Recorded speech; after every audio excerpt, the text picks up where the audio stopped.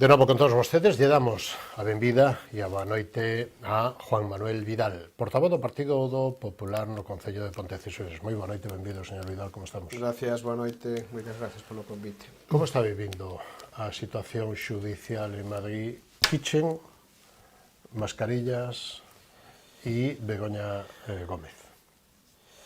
Eu creo que boa parte da desafección que ten a cousa política nos tempos que corren ben motivada un pouco por estes delirios que estamos vendo un pouco na prensa, non? Donde, bueno, asistimos casi atónitos ao devenir dunha política nacional que lonxe de ser o que foi o seu orixen. A política era o goberno das polis, o goberno dos povos, e ao final o que acaba convertíndose pois en algo diametralmente oposto. E isto tamén, trasladada á política municipal, tampouco non axuda nada, porque acaban nos convertendo a todos como personas ou personaxes francamente mellorables, e non sempre é así. Bueno, e hoxe, o alcalde de Ourense tamén imputado. Sí, certamente, se vía nova na... Certo é que hoxe en día, insisto, a política municipal é camiñar sobre unha espada de Damocles, porque calquer mínimo movimento hoxe en día, onde todo está moi parametrizado e moi... calquer mínimo, xa non digo que haxa mala intención, pero calquer mínimo despiste acaba con algún proceso de personalización. Os outros casos había bastante outras moitas intencións. Sí, correcto, era unha suma daqueles polvos estos lodos. Sí. Había outras moitas intencións. En definitiva, acercámonos a Pontecesures, porque, lóxicamente, vostede ven como portavoz do Partido Popular no Concello de Pontecesures, é alcalde, e, bueno, estas situacións. Como describiría a situación hoxe do municipio de Pontecesures? A ver, co sesgo que está o que eu poida decir como principal grupo da oposición, e un pouco a tenor do que falamos nestes primeiros segundos de entrevista. A veces para a xente tamén é moi difícil, e eu que vou a contar aquí é o meu punto de vista, dicir, bueno, como é posible... Pero os veciños son máis intelixentes do que algúns políticos pensan. Esa é un pouco a miña tesis, é dicir, como é posible que dúas persoas conten dúas realidades distintas vivindo na mesma rúa, non? E eu un pouco son moi cartesiano nese asunto, é dicir, a min gústame sempre un pouco, pola miña formación tamén, eu sempre son de si no e justifique a resposta, non? E un pouco no sentido da túa pregunta, pois, bueno, é dicir, é un sentimento entre, pois eso, un pouco de desacougo e frustración, non? Ver que, bueno, que estaban agromando grandes proxectos no anterior goberno. Creo que tiñamos feito un traballo importante, primeiro porque, como ben decíais, usando o símil da agricultura, primeiro tuvemos que levounos moito tempo preparar o terreno para poder sementar. E unha vez que sementamos e agardábamos esos froitos, pois digamos que veu unha treboada e aquelo, pois, infelizmente, pois, houve ese cambio de goberno. Non estou para nada conforme na deriva en que está Pontecesures actualmente, basicamente porque, polo que decía, é dicir, se tomamos como dato, é dicir, pues, vamos a falar deses 3 ou 4 puntos que sí son importantes, e que son importantes no senso de que determinan a calidade de vida dos veciños e das veciñas, e como indicadores están aí e son medibles. É dicir, se falamos de que abastecemento, saneamento e depuración, pois, eu podo decir aquí a miña versión, pero é tan simple como levantar a tapa do alcantarillado e ver, pois non está, é que non está. Ou proxectos de mellora da fachada portuaria, cambio, novo edificio náutico, podemos dar as versións que sean, pero o náutico tampouco está. E como a eso, un montón de cousas, o polígono empresarial, a melloras nos casco urbano, que tampouco están. Entonces, independentemente do sesgo ideolóxico que poidamos ter os que veñamos aquí a contar, o feito é que en Pontecesures as cousas que tiñan que estar non están. Logo entraremos e lle darei tempo suficiente para que poida, digamos, que matizar un poquinho esas cousas, pero cales serían as preocupacións que lle trasladan os veciños a vostede, señor Vidal? As máis importantes. Sí, Supoño a ver, eu que creo cada que un traslada sí. o seu caso, a súa, Sí, a súa propia farola ou a súa percepción, historia, sí. claro. Pero bueno, eu creo que un pouco o corolario a todos estos 3 anos de alternativa de goberno que está hoxe é basicamente que eses, que decía, eses grandes, digamos, proxectos importantes quedaron aí latentes. Eu sei e o sabía desde o primeiro momento en que calquer proxecto, calquer iniciativa que levase na asignatura o meu nombre ou levara o logo do Partido Popular iba a acabar tirado nun caixón e así está. Tanto é así que eu acordo con certo, bueno, non sei como dicilo, pero acordo unha das primeiras intervencións de algún concelleiro do actual equipo de goberno dicíndome que o primeiro que ia facer con todos os proxectos era metelos nunha trituradora que acababa de comprar. E, bueno, esa parte de ser, pois, bueno, un pouco, pois, non sei, creo que inapropiado no que o día a día da política municipal, creo que haberá, como sempre nas alternancias de goberno, proxectos que, bueno, si nos apartamos un pouco dos condicionantes ideolóxicos, entendo que serían bons para a veciñanza.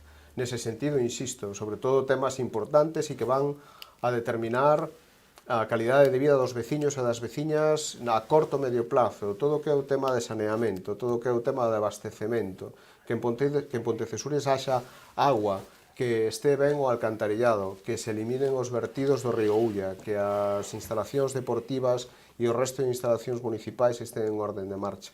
E creo que iso é para, como un dos indicadores, creo que é primordial e aí pois o meu balance non pode ser positivo. Bueno, recordemos para a audiencia e para refrescarlle a memoria os veciños que nos estén vendo, non só de Pontecesures, que seguro que o saben, pero o resto da audiencia, as pasadas eleccións do ano 23 deron como resultado o Partido Popular 5 concelleiros, Bloque Nacionalista Galego, que é o que goberna e a alcaldesa, 4 e Partido Socialista 2, que son os que apoian o bipartito. Entramos de cheo. Como valora estes 3 anos de xestión, señor Vidal? O ano que ven hai examen, sí, pero... hai examen de, dicía a miña abuela, acórrome de pequeno cando estudiamos lo que hai que hacer examen de conciencia, dolor de los pecados e propósito de la enmienda, ¿no? Bueno, pues que se vayan aplicando estas 3 máximas, ¿no? Pois, xa lle digo, un pouco a tesis que defendo é que tanto o BNG como o PSOE son vos partidos na oposición. Quer dicir, suelen ser incisivos, suelen ser corrosivos, hirientes, pois teñen unha maneira de trasladar á cidadanía sin ningún tipo de cortapisas as súas ideas, pois tanto che poden poñer unha pancarta en riba da Nacional 550 como encher o pobo de pegatinas. Non hai o máis mínimo pudor para eso, pero cando se trata de gobernar, a cousa xa cambia. Isto vai de outro tema, vai de xestionar. E aí, pois non é o mismo, claro. É dicir, hai que estar no día a día, hai que estar cos veciños. E ese tan traída, elevada xestión municipal, pois a veces acaba converténdose, sobre todo con este tipo de gobernos de coalición, a veces nun problema serio. Eu creo que non están ben definidas todas as áreas municipais, hai unha especie de batiburrillo aí.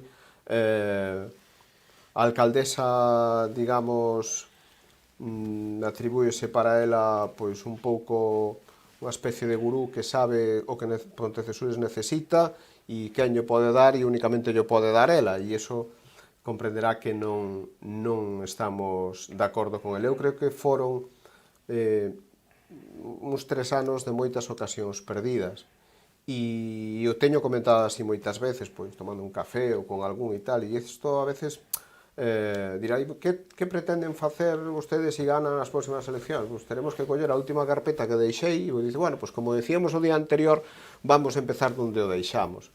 Pero este a veces é como como un coche. Se ti o aparcas no garaxe 3 anos, o mellor cando vayas a arrancar, arrancará ou non arrancará. Entonces, a mí, sobre todo, o que máis me doi é que moitos deses proxectos que eu considero, e tamén a ciudadanía considera, como proxectos indispensables e necesarios, vai a costar bastante volvelos a botar a andar.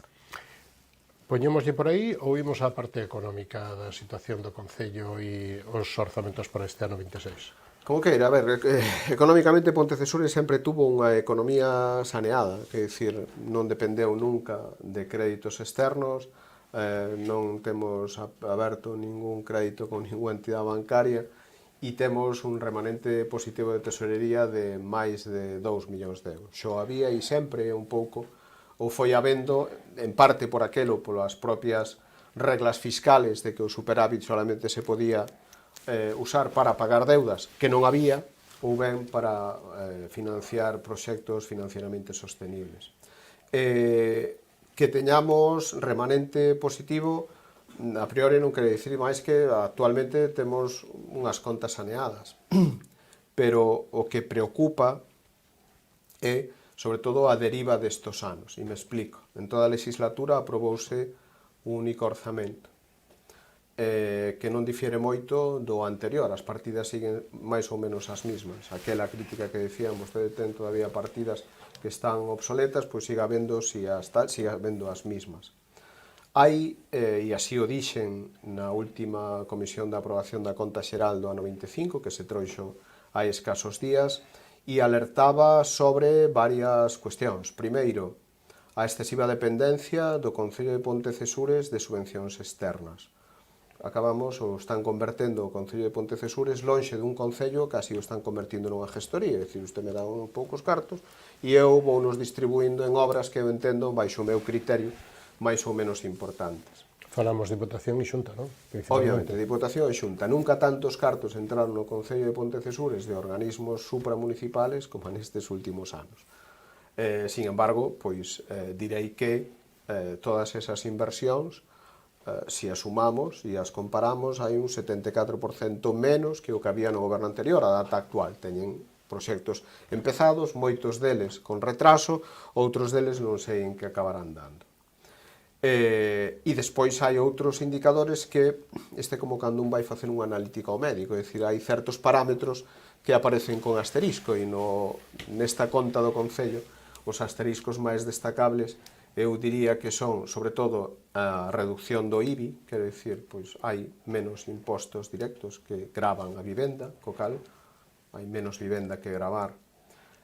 As tasas, sobre todo tasas o ICIO, o imposto de construccións e obras, reducíronse, e iso é sintomático de que en Cesures non se fan obras, co cal dá a sensación de que hai certa parálise en canto ao investimento.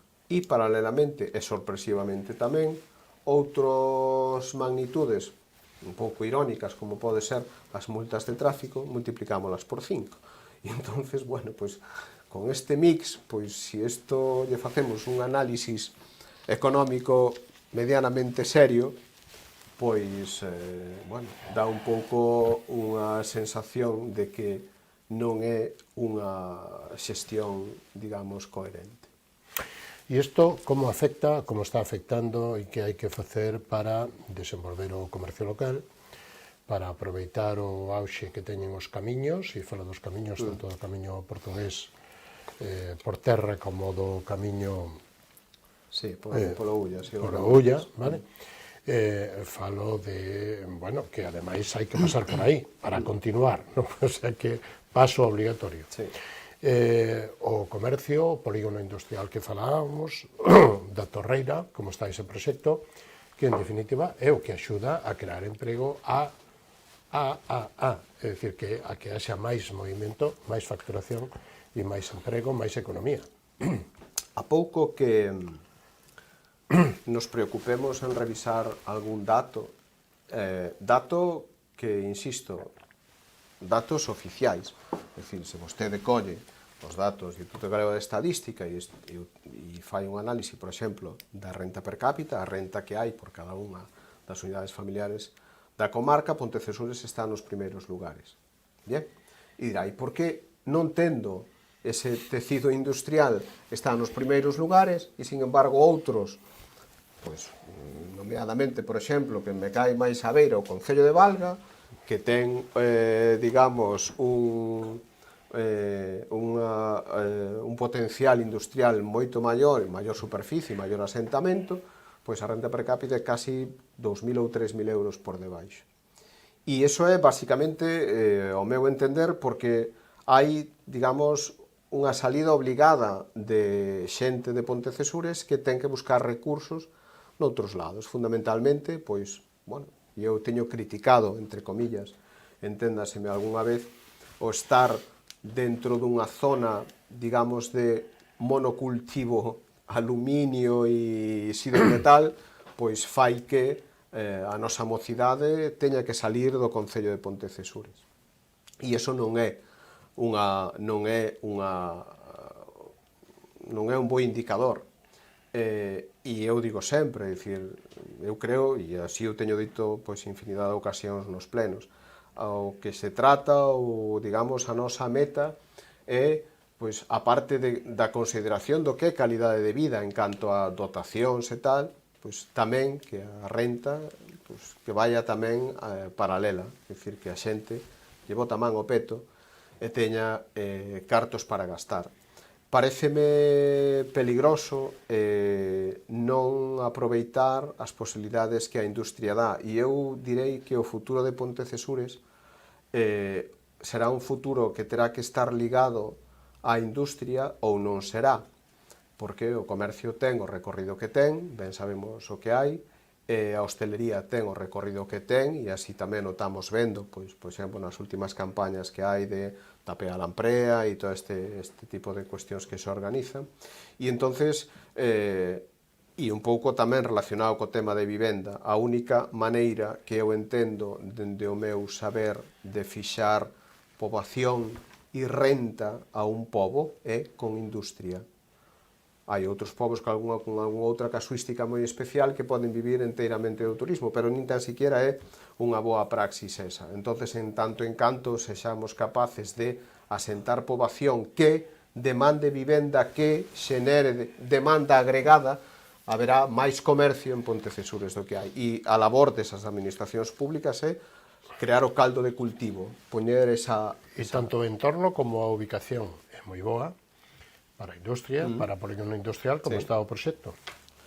Pois daquela presentárase un recurso ante carreteras, porque, de feito, eu nunca entendín como era posible que, digamos, o condicionante que botaba por terra todo aquelo fora un acceso á zona da Terroeira, un acceso que estaba xa programado no pexón do 2003, aprobado por aquel entonces, e que fose o obstáculo insalvable.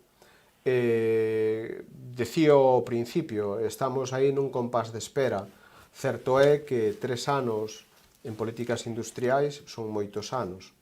A última vez había salido dicindo que a Xunta había invertido casi 4 millóns de euros en darlle ese primeiro pulo a ese polígono.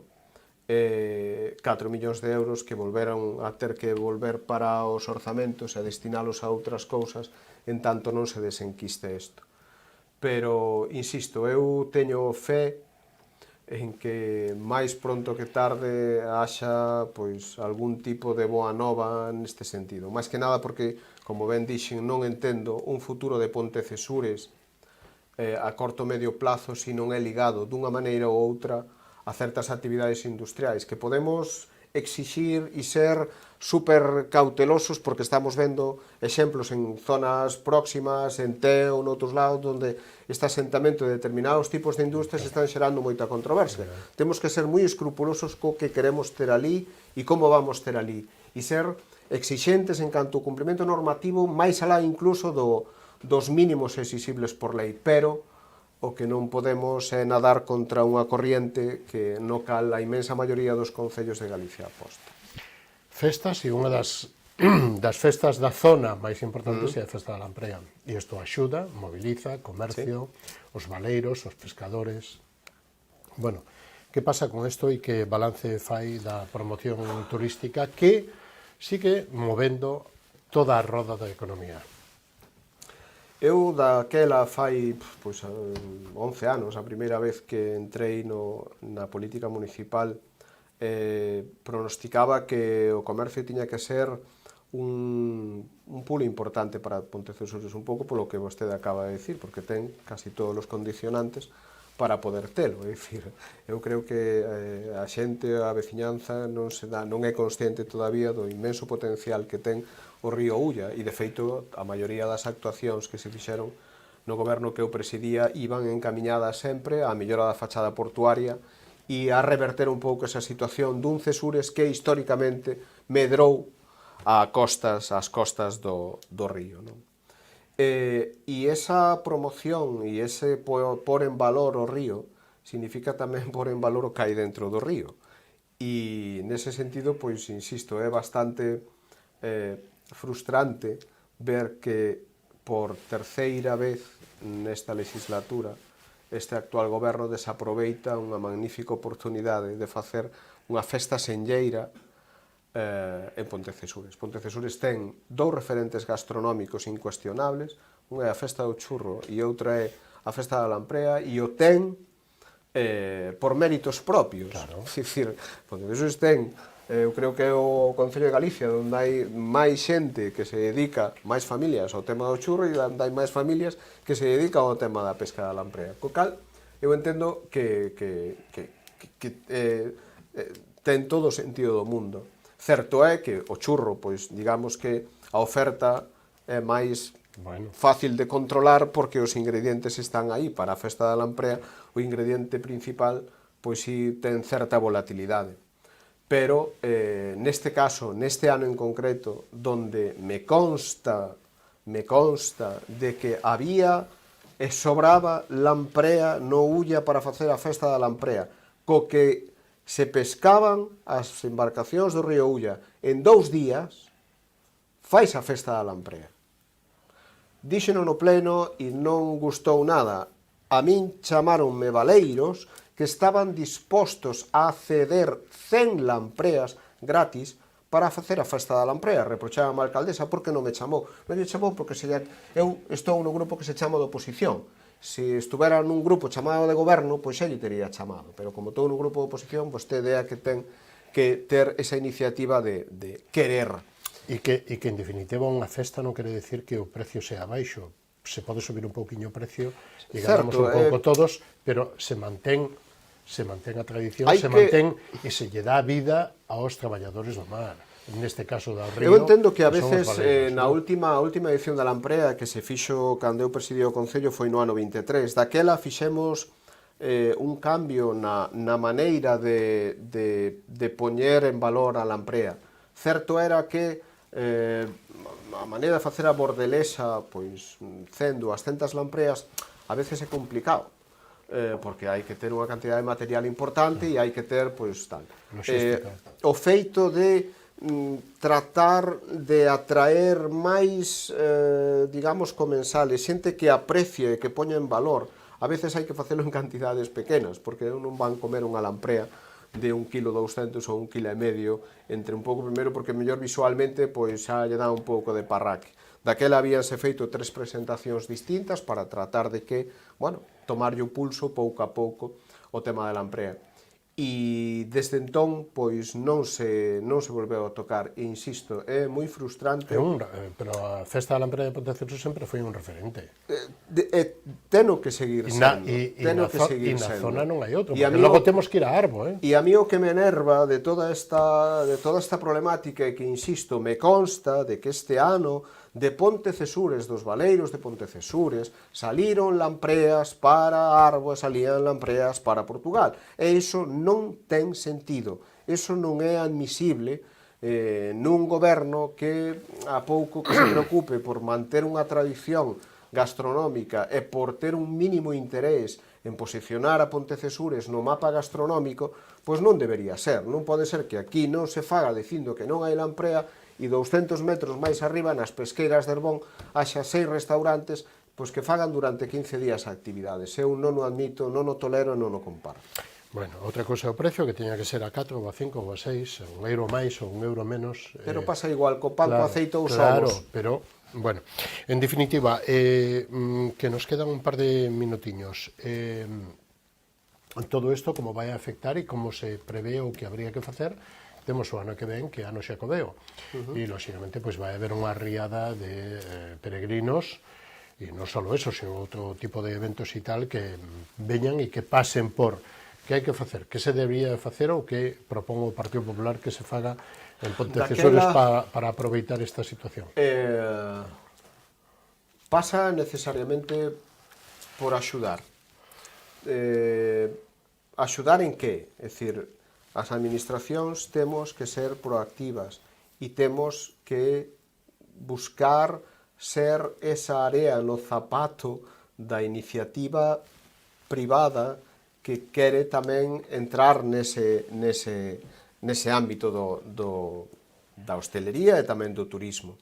Certo é que Pontecesures, a parte do albergue da Xunta, hai pouco tecido destinado a turismo. E vivendas de uso, as BUTs, as vivendas de uso turístico. Hai pois pode haber unha dúcia delas, Ao final da etapa é Padrón, e Padrón pode que... Certo é que tamén estamos, digamos, aí nese medio da etapa Caldas Padrón, que tampouco non axuda moito, pero entendo que tamén temos que ser pois exixentes con o mesmo, e insisto, é dicir, é unha teima que sempre teño xa desde que estudiaba, cando sempre había aquela discusión que tiñamos na Facultade de Economía onde se o Estado debe intervir ou non en axudar. Por suposto que ten que axudar algo, é dicir, ten que haber incentivos fiscais para que a xente se asente ali. Ten que buscar, escoitaba eu estes días a un compañeiro meu, o alcalde de Cerdeo Cotobade, onde decía con moito orgullo que era un dos concellos, non sei se o único, donde non se paga imposto de construccións e obras. É dicir, alguén que teña unha iniciativa, e eu tamén, desde a miña labor, na miña posición de presidente do GDR Salnes Ullaume, eu vexo todos os días xente que necesita que a axuden, que lle den un proxecto, que a tutelen e que lle axuden a que a factura que teña que pagar para esa aventura de sacar unha iniciativa que sea o menor posible. E aí é onde temos que entrar os concellos. E un concello como Pontecesures, que pode presumir de ter pois unha superficie, unha densidade de población pois elevada e unha capacidade económica que poida e que permita tutelar ese tipo de iniciativas, debe poñer a carne no asador, porque senón non vai haber outra forma. Señor Vidal, nun minutiño para decir o que vostede queira ou que eu non lle preguntei ou como resumen do que acaba de decir, porque o camiño e esta etapa de que este camiño acabase. Agradecer un pouco o vosso apoio durante todos estes anos nos que me tedes convidado e facer unha reflexión seria sobre cal é a situación actual. Cada un pode ter os seus condicionantes ideolóxicos, os seus condicionantes políticos, pero todo eso, como ben decía, si non justifica a resposta. Os veciños, as veciñas, cando vayan a Pontecesures teñen que reflexionar si a situación actual, co equipo actual, cumple as súas expectativas ou si pola contra a situación non está mellor do que estaba cando gobernaba o anterior goberno. E decidindo o que decidan, pois eu acatareino, pero ser, insisto, esa area no zapato da veciñanza para que reflexione sobre a deriva e o que queremos en que se convirta a nosa vila. Señor Vidal, un placer contar con vostede nesta edición de Falemos, o esperamos nunha vindeira ocasión. Gracias a vos. E lle damos a boa noite. Igual para vos. Nos vamos a publicidade, da man dos patrocinadores, volvemos nun instantiño e recibimos a Anxo Moledo, portavoz do BNG no Concello de Lousame. Non o perdan, ven para describir toda a situación e, lóxicamente, facer o análisis desde o punto do BNG no Concello de Lousame. Hasta ahora mismo.